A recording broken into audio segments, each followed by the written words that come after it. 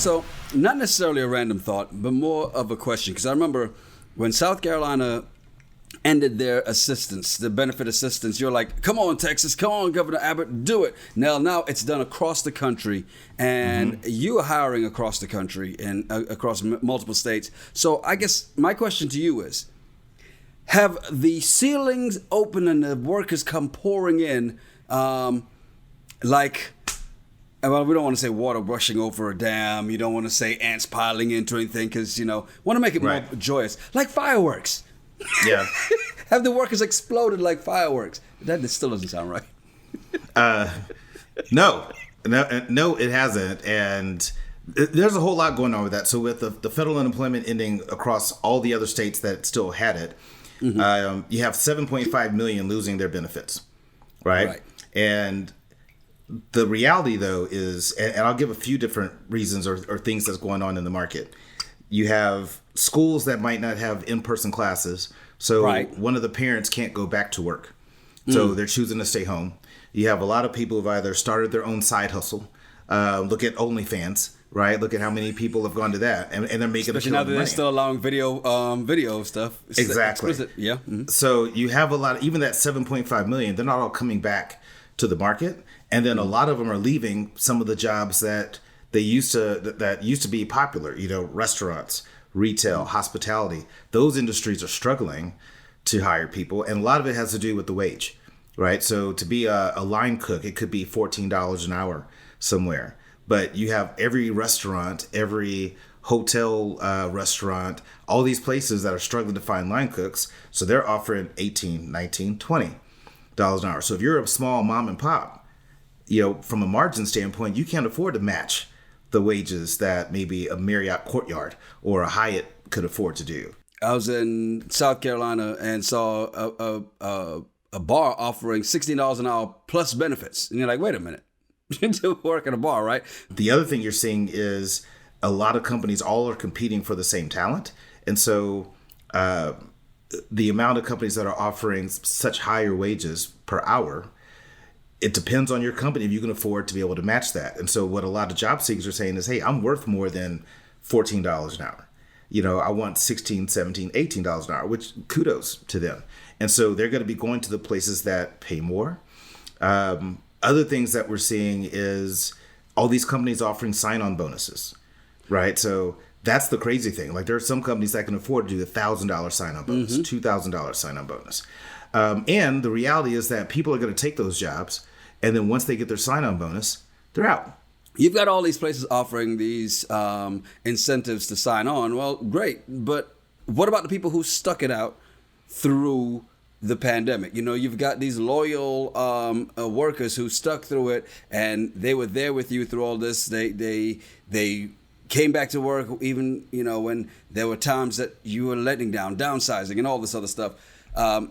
It feels like when you're going from cell phone company to cell phone company and they're offering everybody new or your cable company, and this is why I'm glad I cut the cord, but they give you all these great things to sign up, but only for new users. And it sounds like all this is the same thing. Only for new employees. You loyal bastards, get back in there and work. Well, here's what's funny is, and I'm sorry, it's not funny, but here's just some reality. A good employer is going to raise the wage of the people that have been there with them and then bring these new people in to match the same. There are some companies that are just so big that they don't give a shit. They can bring in these people because they know that, okay, you're going to leave. That's fine. I can find someone else and I'm going to bring them in at this wage. And they're going to jump on it, right? But on the flip side, those people that stuck it out and they realize people are coming in at a higher wage than them or equal to them and they've been there for years, there's so many other options of where you can go. So it's a really weird market right now for, especially for your hourly job seekers, not so much your professionals, but even on the professional side, companies are struggling to find, directors, project managers, all the different tech type folks. It is an employee's market and companies are having to adjust, before the pandemic, the interview process could take 3 or 4 different interviews. Now we're trying to do one and dones. Just to get you in, because we know that you're probably interviewing with other people, especially if you have a solid background. So It's just a crazy market. And then now with Biden's deal with the vaccines, that any employer that has over 100 people, they have to have everybody vaccinated and everybody gets tested, weekly. That's going to have a negative impact on recruiting as well. Because right now you have people that are asking us in my industry, they're saying, hey, do I have to be vaccinated? Is that mandatory? It's like, no, it's not yet. And I say yet because until OSHA and the government figure all that out, companies are going to have to adjust. But it's a crazy market, but it's an employee's market. If you're an employee somewhere, you're not happy, this is the time to go find your joy. This is the time to leave and go get your money, because there's companies that are going to pay you more. Matter of fact, if you're not even trying to go back in the office, then you get you one of these jobs, half a jobs, and get you two of them, and you got two jobs at the house, and you don't even have to leave. And you got two separate laptops you're working on. You're like, this one. I don't knock people's hustle, but I don't like people that do that. I think it's an integrity issue that you're going to get 50%. This is one of the things that I've always said I hated about Atlanta. And I know I'm talking about, your place, but it's not your place. Everybody I've ever met from Atlanta, they had a job and they had a side hustle. And I've always thought if you gave 100% to one or the other, you'd be doing well. But if your job is like $45,000 a year and your side hustle brings in $10,000 a year, you're wasting your time. You're working a whole lot of hours that you can do one or the other and focus 100% on it. But same thing with actual people that are accepting these full-time positions with benefits and all that stuff from two separate companies, working from home and getting away with it. Hey, never not the side hustle. The side hustle allowed a lot of these people during the pandemic who put on the sideline to make their side hustle their main job. And the goal is always make that side hustle as much money as you can with the main job, and you can get rid of the main job and work for yourself. Talking about OnlyFans though, right? Yeah, awesome. Somehow, I knew OnlyFans would come from here. Well, I mean, it's not like there are people side hustle all of a sudden, during this pandemic, I'm going to build a factory and I'm going to make X. No, you get online, you create a podcast. Hey, welcome to the show. I'm Yachty Root. And I'm just Terrell. You ever been out somewhere and overheard two people having crazy conversations? Yeah, well, we're those people, and we've been having these conversations since college. Yes, it is. It's the Regular Guys Random Thoughts Podcast, episode 54. Be sure to like, subscribe, and leave a comment. Football season's here. As we get into week 2, I will say my fantasy football, I lost the first game. Came second place in my Yahoo Pick'em football thing, which was really close. And all it takes is one game to just mess everything up for you, right? But great news in football. I mean, besides the fact that my 49ers won and your Saints won as well. We did. This was beautiful. This is even better news in the sense of you've got this. It's not the first woman or first girl to start on a football team, but she's not like you usually hear about, a kicker. She's actually the starting safety, and is like second and third string wide receiver. Basically, she's a badass. They just won a game with by almost 50 points. Kudos to her in this one, man. I mean, how do you feel if you're on the opposing team? Do you say, because sometimes you're out there, you're like, all right, I'm running that guy over. Do you go, all right, I'm going to run that girl over, you're going to be called a bully? No, I think if you're the opposing team, if you're on the field of battle, I don't care whether you have a penis or vagina. We're on the field of battle. And this is what we do. And I think that's how you show equal respect to this young girl. And this came in through the rgrtpod at gmail.com. This got emailed into us. And her name is Brooklyn Harker. And she just kicked off her first year playing varsity football. She's 16 at Chapel Hill High School, and she's a junior. Sole female for the Chapel Hill Tigers in North Carolina, and helped her team win its first home game 55-6. So 55-6 means defense was strong. All the other teams sucked. Doesn't matter. Doesn't matter if they sucked. I'm excited for this because, we always talk about women's basketball and how it's just not as fun to watch as men's basketball because men are dunking and doing all that crazy stuff, right? I love to see that there are these women who are going to get out there, put on the pads, and hey, let's bring it. I will push back on you on saying that the watching women's basketball is not as aggressive as men's basketball. I went to the Atlanta Dream game, and they play tough. You would get your ass kicked out there. Me, I know better. I'm sitting on the bench. But I'll tell you, when they play hard, they play hard. Now, yeah, there were no dunks in the game, but let's be honest. The NBA nowadays plays soft anyway, so it's not like they're playing that much tough. It's not like the Bulls and the Knicks back in the day, or the Pistons, the Detroit Bad Boys. It's definitely not that out there on the NBA court. But I've seen some rough and tough moments out there when the women were playing, because they play tough too. So, like you said, excited for this young lady. And there are leagues out there right now, football leagues, where they actually play for real. When I was in Richmond, we had a team there, and I can't remember the name of the team off the top of my head, but they were definitely in full shoulder, full outfit, football outfit, pads all the way.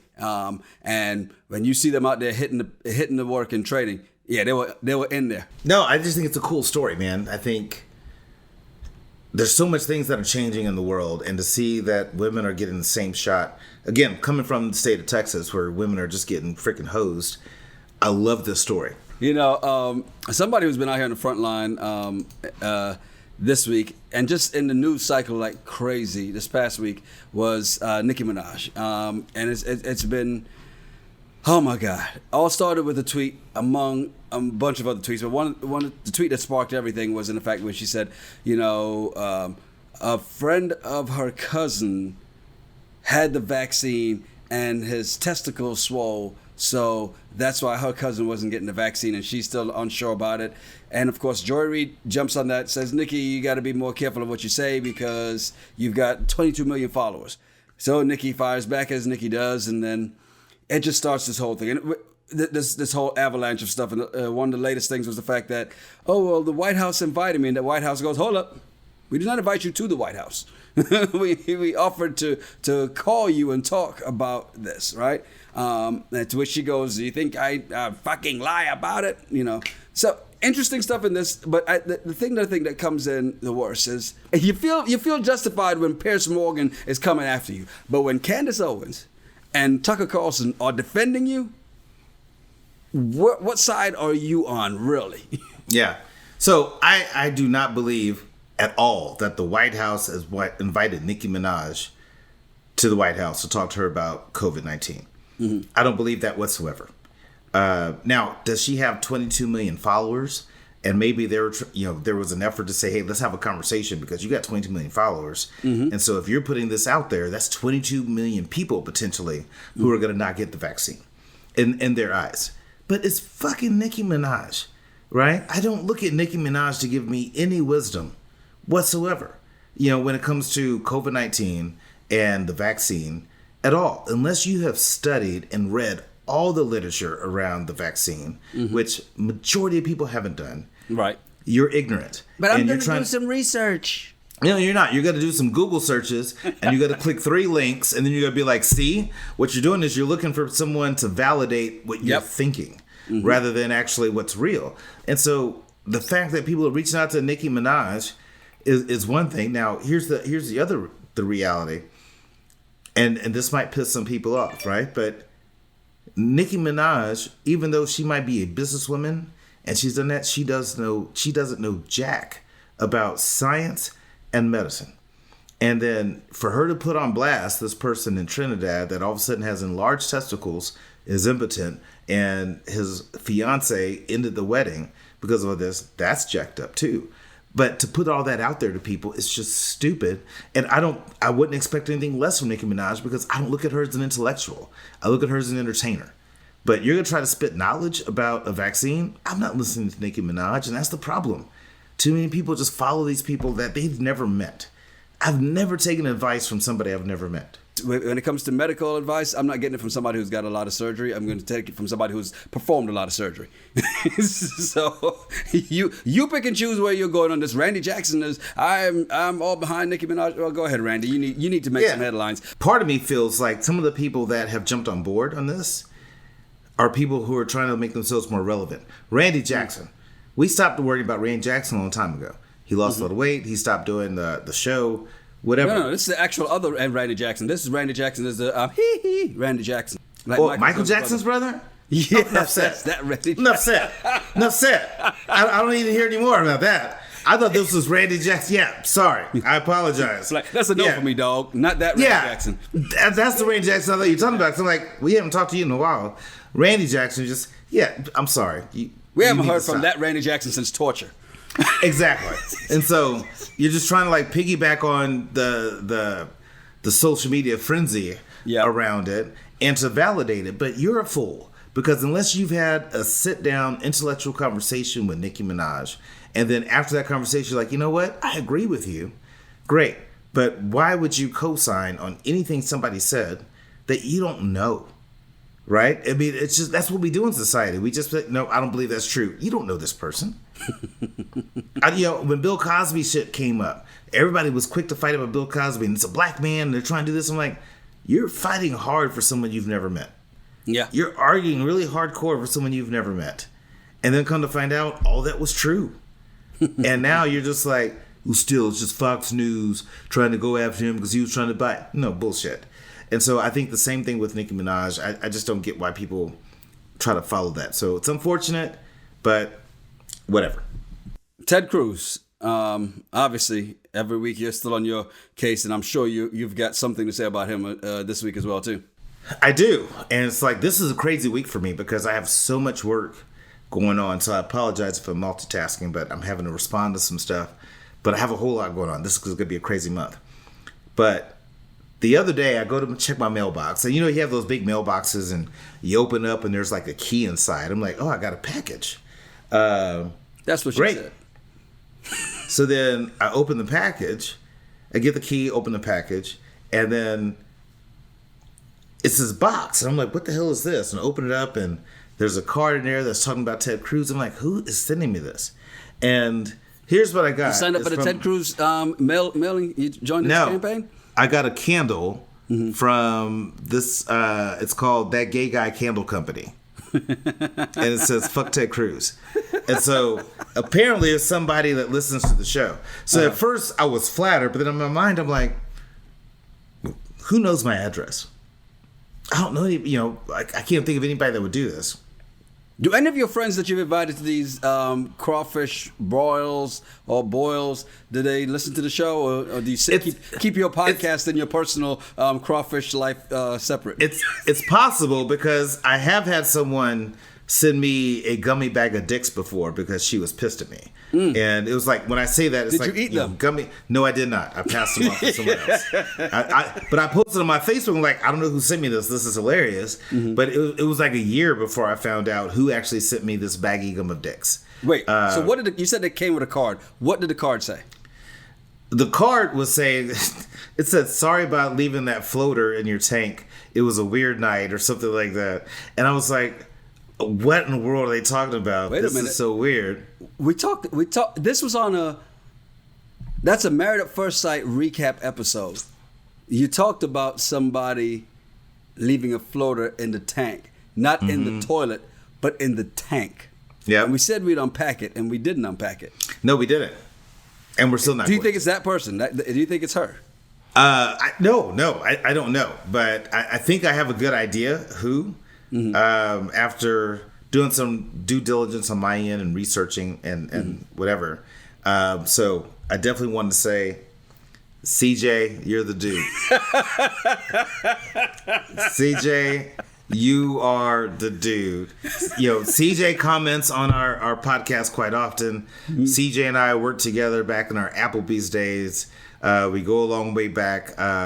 He's also worked at Hard Rock, where they give the Hard Rock salute. This is a real thing that Hard Rock does. So to CJ, the Hard Rock salute to you. But I freaking love the candle. And you know what? It smells like Cancun. If you really smell it, it smells like, Cancun, in February. Hilarious. So obviously you're still going to keep your campaign going, and I see you now have a campaign slogan, and you do have a campaign logo. So now that you've got all that together, you might as well get the campaign pitch out of the way. Vote him out, 2022. Yeah, that's what I'm going to do. Because I think if I try to go fuck Ted Cruz 2022, I don't think that's going to get a lot of traction on social. So let's just stick with vote him out 2022. we all remember Snowpocalypse. Those that are here from Texas, we can't forget about that. We can't forget about some of the things that Ted Cruz has said. I think it's time for a different type of leadership that we have in the Senate. And so I'm hoping that Texas comes together and does the right thing in 2022. Yep. I hope it happens for you. However, Texas is going to Texas. Texas is going to Florida. Texas is going to flex us. And Ted Cruz is going to be right back there. Senator Ted Cruz running for president in 2024. So, sorry, buddy. But maybe. Love the candle. And I'm glad it smells like Cancun. Now you've got a piece of it with you. What are you drinking today, man? Angel's Envy. It's a bourbon night. It's Thursday. It's bourbon Thursdays. I'm like Michaela from Married at First Sight. I like bourbon and whiskey. You a goddamn motherfucking lie. You are, Michaela. And I'm bringing some of that and going with the Bro Brothers. So remember I told you there was a liquor of bourbon whiskey I was testing out. I haven't had that one. You gotta let me know that it's made history as Kentucky's first African-American owned and operated distillery when they officially filled their first barrel December 31st, 2020. So, I haven't had it, so I'm gonna have to try that. So shout out to Bro Brothers on that, and congratulations on being the first African-American owned and operated distillery in Kentucky. I'm Yachty Rude. I'm Just Terrell. Make sure you follow us at Yachty Rude, at Just Terrell, and at RGRT Pod. Yes, send us some of your random thoughts or some of your bullshit to our rgrtpod@gmail.com website, and we will use them on the show. It's the Regular Guys Random Thoughts Podcast. Cheers. Cheers.